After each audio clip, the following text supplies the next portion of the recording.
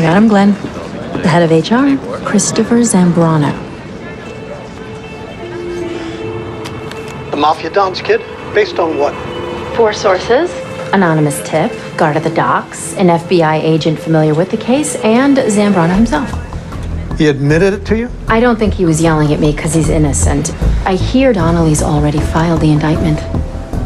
We'll run it on the website and back at it once the feds pick him up.